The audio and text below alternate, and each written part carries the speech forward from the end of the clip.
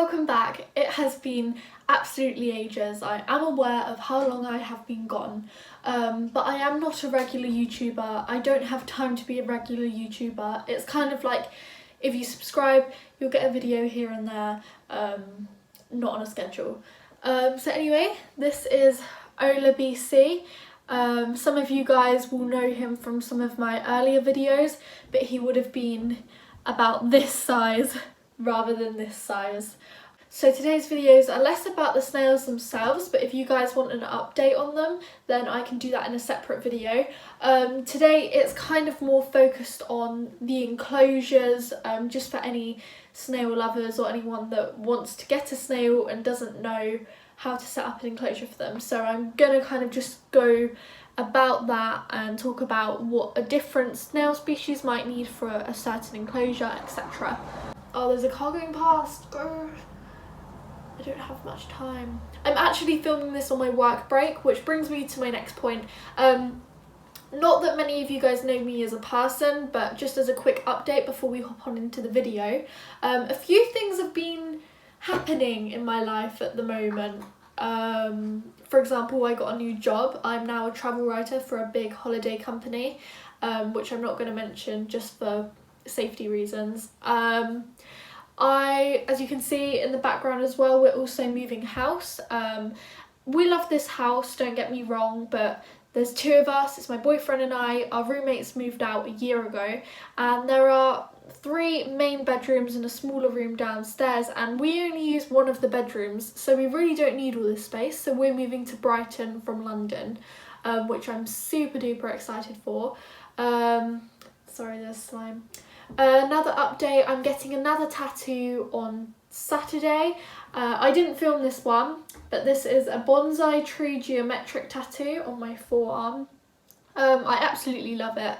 I'm in love with it so much. I actually have a major passion for tattoos. That's not what this video is about anyway, so let's hop on to this video. I hope you enjoy it. Drop any questions in the comments. Please guys, if you leave me some constructive criticism, that's fine, but please don't leave me passive aggressive comments because I don't care for them. I don't care for you. Just stop watching. It's wasting everybody's time. Anyway, here's a close-up of Ola BC's face. He is getting so big now. So big. Oh, just quickly as well, you can skip to whatever time. I'm going to place here what time the actual video starts about the enclosures, so just skip to that time if you don't want to hear this ramble on. But Ola BC, as you know, is an Echidna immaculata pink lip snail. If I tilt him upside down, oh, he's not liking that. I'll show you on, I have a I also have, I'm talking too much. I need to focus on one thing, Savannah. If you want to follow my snail Instagram account, it's right here, and it will also be in the comments along with my main Instagram account and my food Instagram account. But yeah, so I'm going to show you their enclosures now, and I hope you enjoy this video. Okay, so this is Ola BC and Cyanda's enclosure. There are a total of 2 snails in here, and Cyanda is a little bit smaller than Ola BC.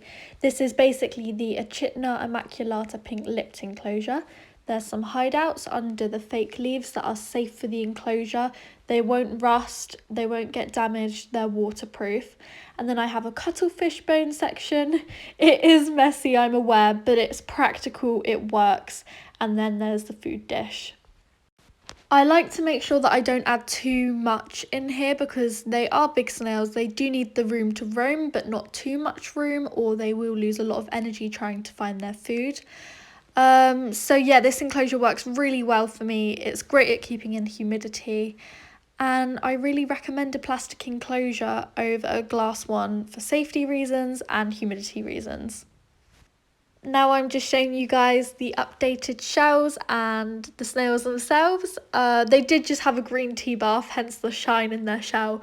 For those of you that don't know, this species of snail have a reputation for having quite a groggy shell in the nicest possible way. I love them to bits, but if you want a shell with if you want a snail with a pretty shell, I wouldn't recommend these guys because they do get a bit on the rough side, but I love them so much. yeah, they're a great species. Probably not the best to look after because they are a bit more pickier than other species of snails, but they're great. Now I'm showing you Masago's enclosure. For those of you that don't know or haven't seen the snail unboxing, she is an Echidna fullica albino snail. They are known to be much easier to care for due to humidity and temperature conditions. If you want to know more details for that, I can record a video on her specifically. As you can see, she has a very similar setup to these guys. The only difference is she obviously has a smaller enclosure and more decorative items to fill the enclosure, because I have the space to do so with her because she's still so small and so young compared to the other two.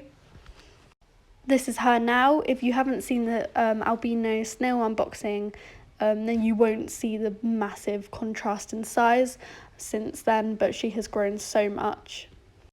I've actually added a shallow water dish into her enclosure as well, because she always seems to sip the water unlike the other two, so I just thought if she uses it, I might as well. She seems to enjoy it, so why not?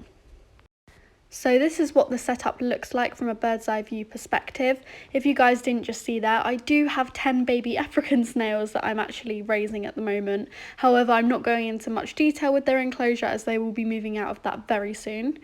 I will also only be keeping one of the babies, and this is the enclosures with their safety fly net on, just in case. Just for reference, this is the sprayer bottle I use to mist the enclosures. It works great, it's a great size, and these are some of the Tupperware kind of things that I use, along with some of the food mixes and treats, I guess you could say, for the snails. They're all in boxes at the moment, as I will be moving shortly.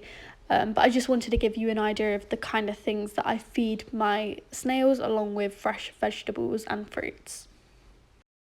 I also have some wood chips for the enclosure, for the woodlouse mainly, as it's a biodiverse enclosure.